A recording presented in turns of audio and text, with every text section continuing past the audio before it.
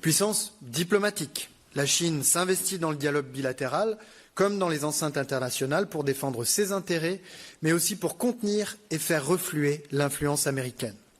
Avec l'Organisation de coopération de Shanghai, avec les BRICS, qui en population comme en richesse ont désormais dépassé le G7. Puissance militaire. L'armée populaire de libération compte plus de 2 millions de soldats, ce qui en fait la plus grande armée du monde en effectif, devant les États-Unis d'Amérique. L'objectif semble clair, s'imposer comme puissance centrale en rattrapant, puis en dépassant les États-Unis. Au fond, la Chine veut redevenir ce qu'elle estime jamais n'avoir dû cesser d'être, l'empire du milieu. Et à Washington, la Chine est présentée comme le défi géopolitique le plus déterminant pour les États-Unis. Des mesures de plus en plus confrontationnelles sont adoptées. C'est l'annonce de droits de douane allant jusqu'à 145%, l'interdiction du réseau social TikTok, des restrictions de visa pour les étudiants et les chercheurs chinois, l'inscription sur la liste noire d'un grand nombre d'entreprises chinoises, le renforcement massif de la présence militaire américaine dans l'Indo-Pacifique, la tentative de rapprochement avec la Russie dans l'espoir de détacher Moscou de Pékin dans une manœuvre diplomatique inversant celle de Nixon. L'ensemble de ces mesures dessine une stratégie assumée, contenir la Chine et éviter qu'elle ne supplante les États-Unis d'Amérique. Chacun des deux grands acteurs de ce duopole développe d'ailleurs une vision alternative à celle de la Charte des Nations Unies pour ériger un ordre international nouveau au sein duquel il jouerait naturellement le premier rôle. La Chine promeut depuis septembre 2025 l'initiative pour la gouvernance mondiale. Et quant aux États-Unis, ils ont créé un Conseil pour la paix, le Board of Peace, avec pour responsabilité principale la paix et la sécurité du monde, à Gaza comme ailleurs. Tout semble donc se passer comme si un choc majeur entre la Chine et les États-Unis était à terme inéluctable, avec des conséquences très lourdes pour le reste du monde et donc pour nous-mêmes. Au mieux, le monde pourrait glisser vers un partage en sphères d'influence, un duopole sino-américain imposant ses règles, ses normes et ses dépendances dans deux hémisphères différents. Au pire, la rivalité pourrait basculer dans une confrontation ouverte entre deux puissances dotées, membres permanents du Conseil de sécurité. Ce choc est-il vraiment inéluctable? N'avons-nous plus qu'à choisir notre camp et à subir? Je n'y crois pas. Car dans ce système d'équations par nature complexe, il y a une variable inconnue et qui peut tout changer. Cette variable inconnue, c'est l'Europe. Oui, l'Europe est la grande inconnue de l'équation stratégique mondiale. Parce que la résistance à la brutalisation du monde s'organise ici, en Europe. Ceux qui annoncent l'effacement de la civilisation européenne devraient donc commencer par s'interroger sur leurs propres faiblesses. Non, l'Europe n'est pas au bord de l'effacement civilisationnel. Mais oui, l'esprit européen est travaillé par un doute profond. Un doute qui interroge sa capacité à peser dans l'équation stratégique mondiale que je décrivais il y a quelques instants. Ce doute est d'abord de nature spirituelle et morale. Il tient à une lente corrosion de l'esprit européen par la rouille de l'individualisme et l'opium du matérialisme. Un doute qui s'accompagne, et c'est un paradoxe pour le continent le plus démocratique du monde, d'une lassitude démocratique ancrée dans des sentiments mêlés. Le sentiment que la démocratie ne nous protège pas, ou plus, des bouleversements mondiaux. Le sentiment d'injustice et de frustration malgré le bien-être sans précédent dont nous jouissons par rapport à l'immense majorité de la population mondiale.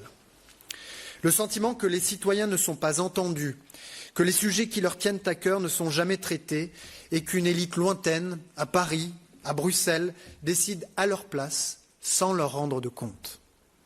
Cette lassitude démocratique n'est pas tombée du ciel.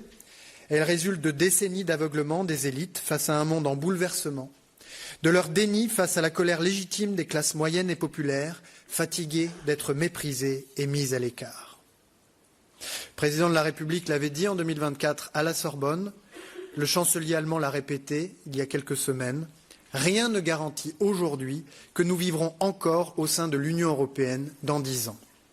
L'Union européenne, notre organisation politique, est en danger. Rien n'est perdu, mais l'Europe ne se relèvera que si elle conclut un pacte nouveau avec les peuples.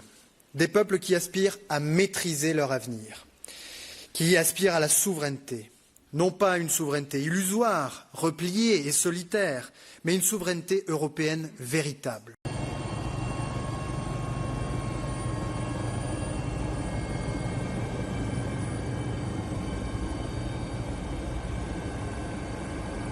Monsieur Emmanuel Macron, président de la République, monte à bord.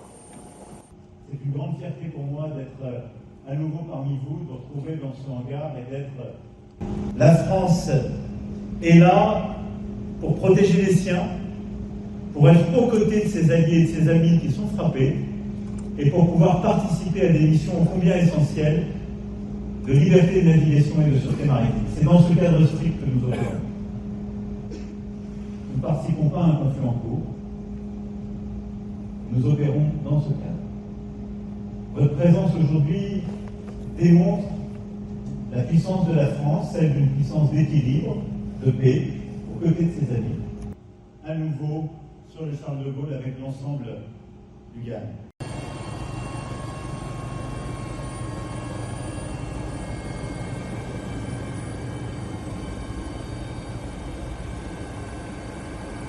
Monsieur Emmanuel Macron, président de la République, monte à bord. C'est une grande fierté pour moi d'être à nouveau parmi vous, de retrouver dans ce hangar et d'être... La France est là pour protéger les siens, pour être aux côtés de ses alliés et de ses amis qui sont frappés, et pour pouvoir participer à des missions ô combien essentielles de liberté de navigation et de sûreté maritime. C'est dans ce cadre strict que nous opérons. Nous ne participons pas à un conflit en cours. Nous opérons dans ce cadre. Votre présence aujourd'hui démontre la puissance de la France, celle d'une puissance d'équilibre, de paix, aux côtés de ses amis. À nouveau sur le Charles de Gaulle avec l'ensemble du GAN. Le sentiment d'injustice et de frustration, malgré le bien-être sans précédent dont nous jouissons par rapport à l'immense majorité de la population mondiale. Le sentiment que les citoyens ne sont pas entendus, que les sujets qui leur tiennent à cœur ne sont jamais traités et qu'une élite lointaine, à Paris, à Bruxelles, décide à leur place sans leur rendre de compte.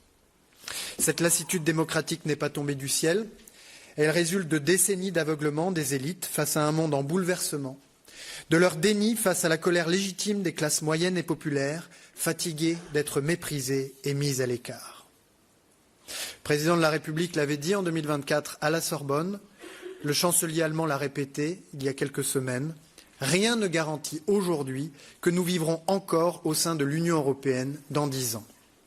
L'Union européenne, notre organisation politique, est en danger. Rien n'est perdu, mais l'Europe ne se relèvera que si elle conclut un pacte nouveau avec les peuples.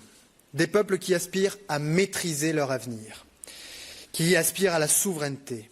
Non pas une souveraineté illusoire, repliée et solitaire, mais une souveraineté européenne véritable.